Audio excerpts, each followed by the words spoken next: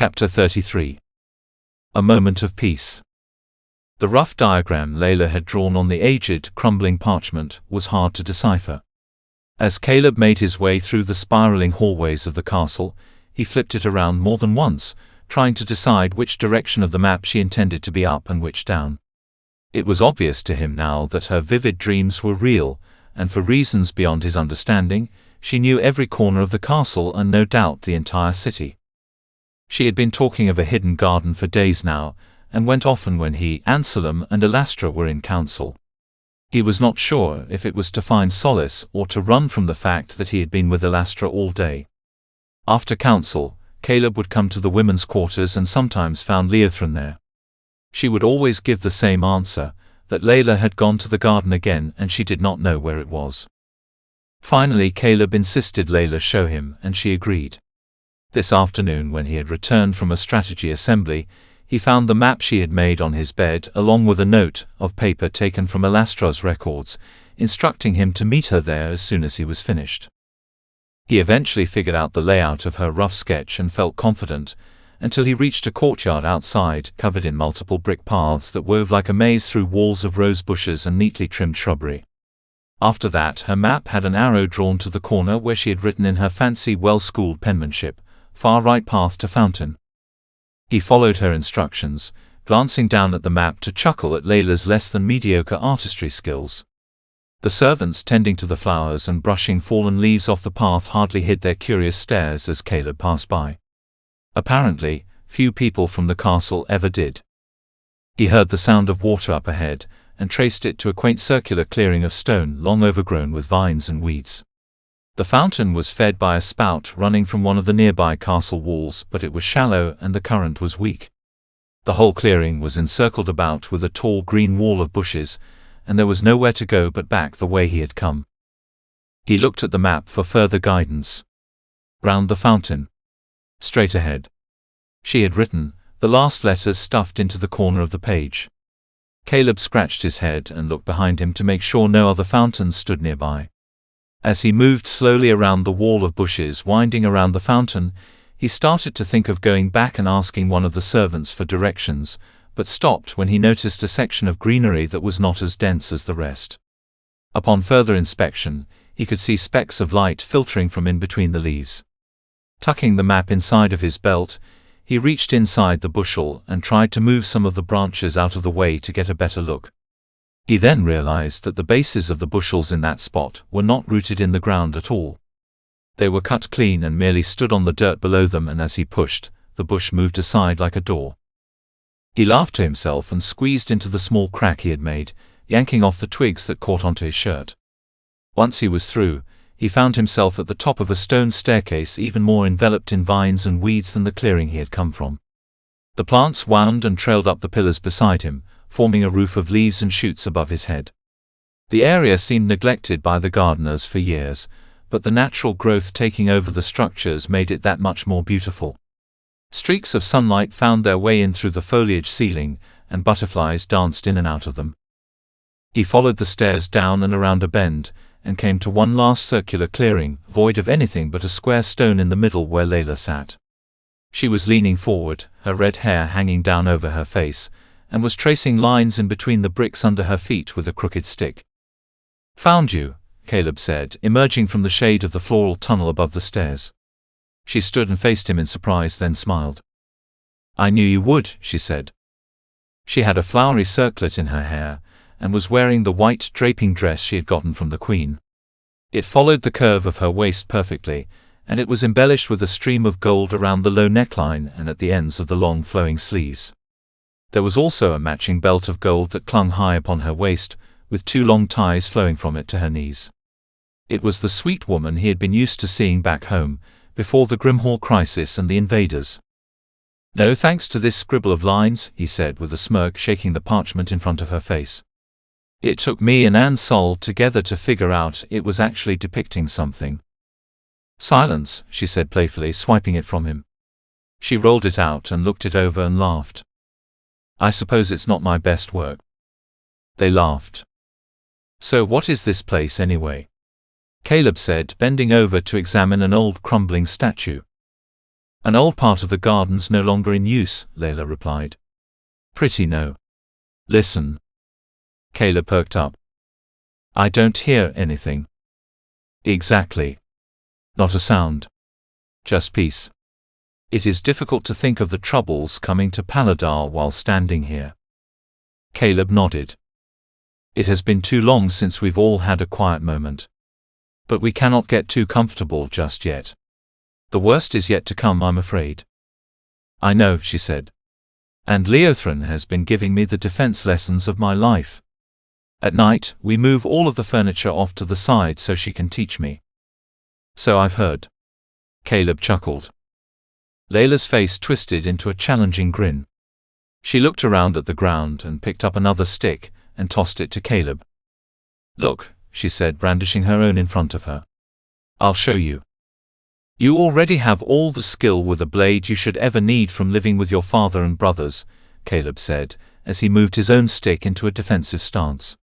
Are you not content with just working the forges? Just attack me, she said. Go ahead. Take a jab. Right here. Caleb began to circle, and she followed his lead, holding her stick ready and focused in the anticipation Caleb was building. He feinted, attacking a few times, but Layla didn't fall for it. On the third time he finally struck out, and as he jabbed at her stomach, she brought her stick up vertically and swiped his aside. As he allowed his parried arm to fling outward, she dashed forward inside his circle of defense and ran her stick across his chest, imitating a cutting sound as she delivered the fatal blow. Ha! Caleb mused. Not bad, Layla. Not bad. She smiled proudly. He could see improvement even from their battle with the ghouls in Tritus not 2 weeks ago. She has taught me other things as well, like defeating the fear of the enemy's sword. That even if their blade misses by a hair's length, a miss is a miss. That is a good lesson, Caleb agreed. She has me stand and swipes at me, barely missing so that I can get used to the feeling. Alastra may think she is mad, but I tell you, that woman's mind is a deep ocean of knowledge. Caleb took a sudden swipe at her with his stick, and landed a hit on her arm. Ouch, she yelped, smiling as Caleb laughed. Did she teach you never to let your guard down? She pushed him and attacked with a series of cuts which he fended off. You're getting better, he said, when she came dangerously close to severing one of his legs. Caleb thought it humorous to see such a beautiful woman in the white and gold dress, dancing about swinging a stick like a sword. For a frozen moment, it was almost as it used to be when they were younger. Long before he joined King Hallis' ranks, or even before meeting Anselm and Alastra. Their biggest concerns then were being indoors by sundown. He had always been watching over her, protecting her from harm, and the best way he could do that now was to give her peace of mind if he could. An escape from the fears of the strange phenomenon she was experiencing in her thoughts. This time he came prepared. He seized her stick as she swung for his head, and tossed it away over the wall of bushes along with his own, ending the battle. Cheating is no victory, she said. They laughed, and Caleb led her back to the stone in the middle of the clearing, and together they sat, watching the butterflies parade around the beams of sunlight and listening to the sound of silence. Layla, Caleb said. I am sorry you have been involved in all of this. You were never meant to have to go through any of it. Or, the invaders traveling all over the Westerlands, all of it. My duty was to protect Tritus, and I failed the moment I ended King Rawlin and sent Grimhall into chaos. You know that is not true, she said, looking up at him. You were fulfilling your duty while Talgarth was plotting against us. You did all you could. Ansel and Alastra too. None of us are to blame for what happened to Grimhall. These visions and dreams of yours, this change going on in your mind, it only started after we left Tritus. Had you stayed there with your family, if I had not failed to protect you, perhaps none of it ever would have happened. Layla was silent. I am sorry. I wish I could help you.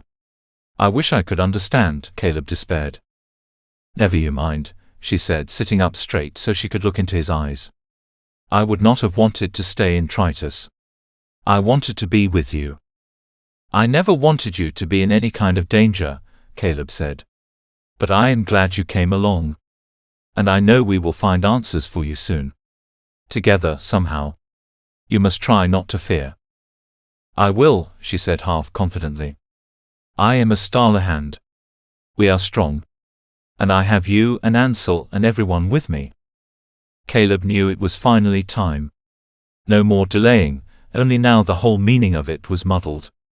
He reached his hand into his pocket and found the ring he had kept with him for so long, and brought it out in a fist.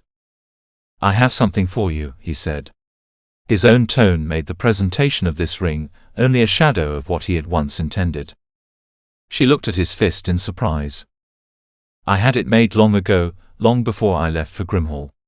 I have been meaning to give it to you for so long now, but as you know, circumstances have changed so much.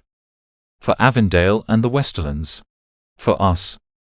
Layla's expression was the epitome of curiosity now. He opened his hand, and there in the center of his palm was the sparkling silver ring with the ruby stone at its head. Caleb watched her eyes light up, and she touched it gently in wonder. Were you going to ask me to? Is this a ring of betrothal? Caleb sighed. It pained him to respond. It was. I mean, I want it to be. Layla nodded with understanding, but the rosy glow had faded from her face. You know what I feel for you, Caleb continued. How I have always felt. With all that has happened now, I just do not know what to think anymore. There is no telling what the future will hold for us now. I have seen many different kinds of future of late, she said slowly. Those of many people. You are right. Most are bleak and full of troubling things. I do not know what our future holds, nor can I tell you a lie and say I am confident I can give you all that you deserve, but I do not want to cower behind that excuse any longer. He grasped her slender hands in his own. I don't want to give up hope. Let this ring be a token that I will always be near to protect you, be it from the coming war or the happenings of your dreams. If we happen to have a future beyond this war, beyond this impending doom, I wish to be a part of it. I will always be with you. Layla sat silent for a moment in thought. I don't want to give up hope either, she said. For any of us. She wiped a tear away from her eye and took the ring, sliding it delicately onto her finger. To Caleb's great relief, it fit perfectly. I will treasure it always, she whispered. Thank you, Caleb. They embraced there on the rock, but the great burden on Caleb's shoulders had not lightened as much as he thought it would. He had finally given her the ring, but it was not what she had wanted to hear or even what he himself had wanted to say. Ever since Grimhall, the poison of Talgarth had invaded him and was breaking apart every bit of sense that he possessed. He was determined to make it right again. Fate, how do I help her? I will protect you, Layla. Thank you for listening. Subscribe and ring the bell so you don't miss the next chapter. Episodes go live every Monday and Friday morning at 10 a.m. Eastern Standard Time. The audiobook can be purchased in its entirety on Google Play Books. Get the whole trilogy now in both paperback and ebook formats. All links are in the description.